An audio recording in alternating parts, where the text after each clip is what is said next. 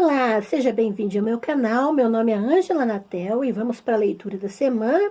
Eu quero ler um trecho deste livro aqui, Eichmann em Jerusalém, de Hannah Arendt, em que ela descreve minuciosamente os detalhes do julgamento de Adolf Eichmann, que foi um carrasco nazista na Segunda Guerra Mundial e que atuou diretamente, né, na execução de milhares de judeus. Nessa ocasião, houve o Holocausto judeu, aquilo que nós entendemos e conhecemos hoje como Holocausto, em que mais de 6 milhões de judeus foram executados, foram mortos em campos de concentração e de extermínio, e outros milhões de pessoas de outras nacionalidades, e também incluindo pessoas homossexuais. Então, eu quero ler um dos trechos finais aqui, porque há todo o detalhamento de como se deu esse julgamento em Jerusalém.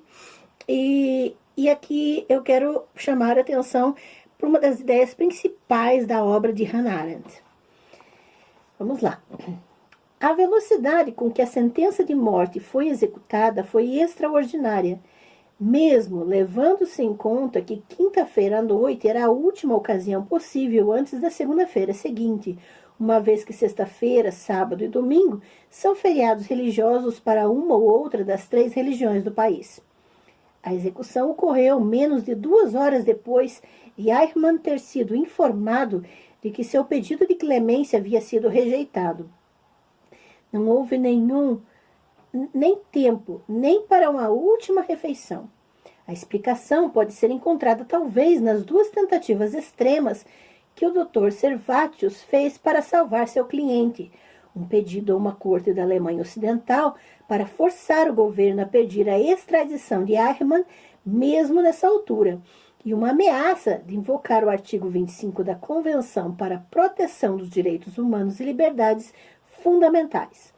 Nem o Dr. Servatius, nem seu assistente estavam em Israel quando o pedido de Eichmann foi rejeitado, e o governo israelense provavelmente queria encerrar o caso, que se alongara por 2 anos antes que a defesa pudesse chegar a pedir uma protelação da data de execução. A sentença de morte foi expedida e não havia praticamente ninguém para contestá-la, mas as coisas ficaram diferentes quando se soube que os israelenses já a tinham executado. Os protestos duraram pouco, mas foram generalizados e partiram de gente de influência e prestígio. O argumento mais comum era que os atos de Eichmann desafiavam a possibilidade de punição humana, que não fazia sentido impor a sentença de morte a crimes dessa magnitude. O que, claro, era verdade em certo sentido, só que não era concebível que significasse que aquele que assassinou milhões pudesse, por essa mesma razão, escapar do castigo. Em nível consideravelmente mais baixo, a sentença de morte foi chamada de pouco imaginativa, e muitas alternativas imaginativas foram propostas. Eichmann devia passar o resto de sua vida fazendo trabalhos forçados na vastidão árida do Negev, ajudando com seu suor a conquistar a pátria dos judeus.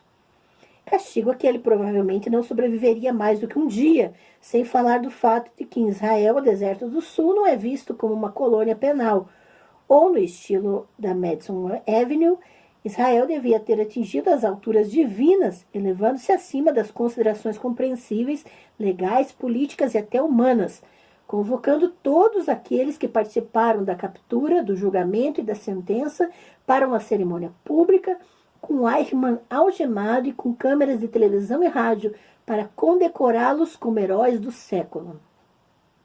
Martin Buber chamou a execução de um erro de proporções históricas, pois podia servir para espiar a culpa sentida por tantos jovens na Alemanha, argumento que curiosamente ecoava as ideias do próprio Eichmann sobre o assunto, embora Buber dificilmente soubesse que ele queria se enforcar em local público para aliviar a carga de culpa dos ombros dos jovens alemães. É estranho que Buber, um homem não só importante, mas de imensa inteligência, não conseguisse perceber o quão necessariamente espúrios são esses muito divulgados sentimentos de culpa. É muito gratificante sentir culpa se você não fez nada errado, que nobre, mas é bem difícil e sem dúvida deprimente admitir culpa e se arrepender. A juventude da Alemanha está cercada por todos os lados, em todos os estágios da vida, por homens em posição de autoridade e em cargos públicos que são muito culpados de fato, mas que não sentem nada do tipo. A reação normal a esse estado de coisas seria a indignação, mas a indignação seria bastante arriscada. Não um perigo de vida ou de ferimentos, mas com certeza um comprometimento em uma carreira.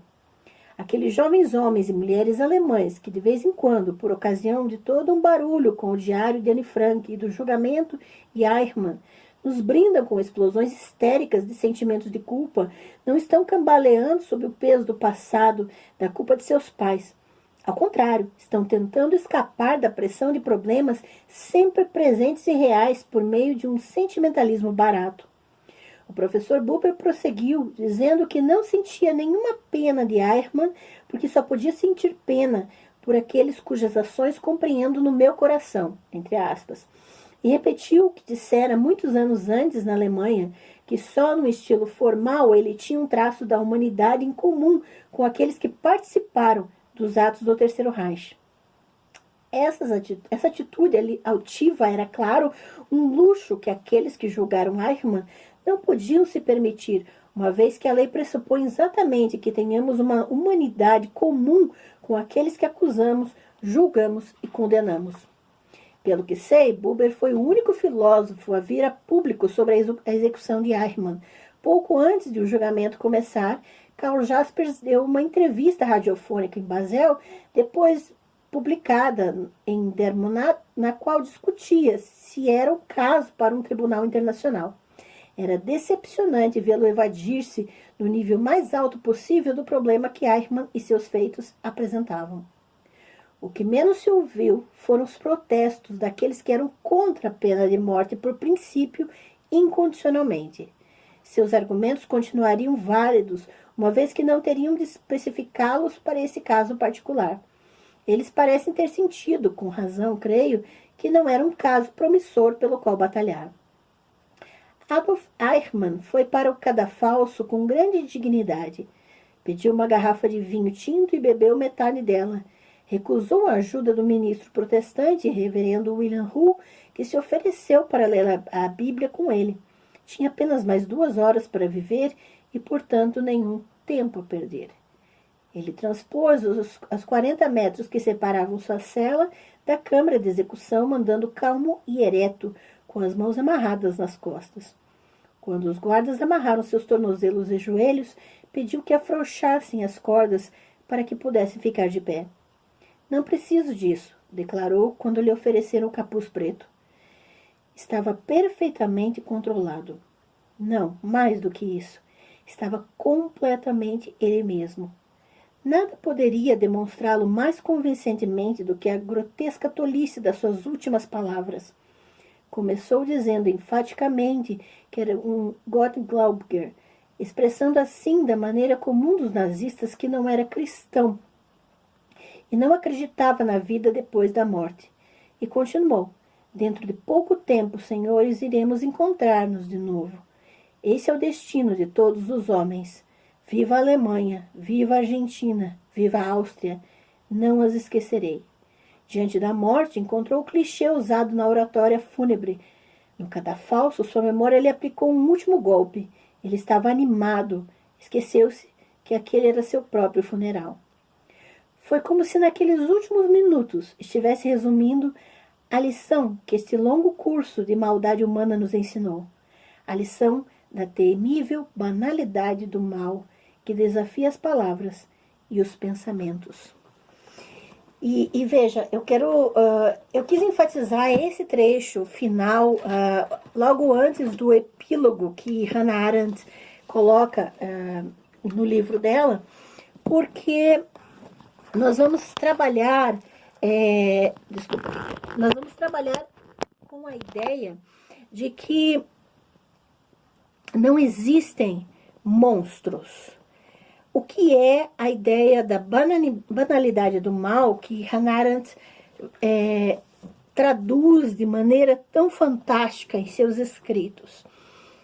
Quando você olhava para Eichmann, se você estivesse naquele local, especificamente, se você olhasse para ele, se você ouvisse a descrição da sua vida, um homem comum, um homem com família, com sentimentos, um homem que tinha respeito da sua família, que tinha o respeito das pessoas que o cercavam.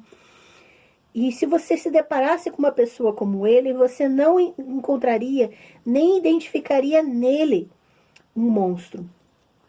A banalidade do mal é que nós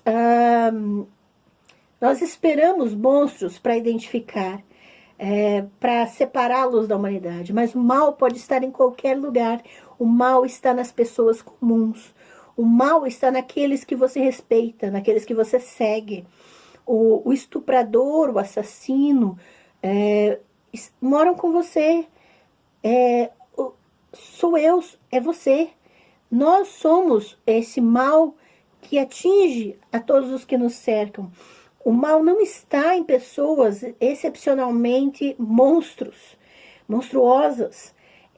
O mal está em pessoas comuns. E nós não podemos, de maneira alguma, ignorar esse fato. Que o nosso julgamento a respeito das pessoas é extremamente raso, é extremamente superficial.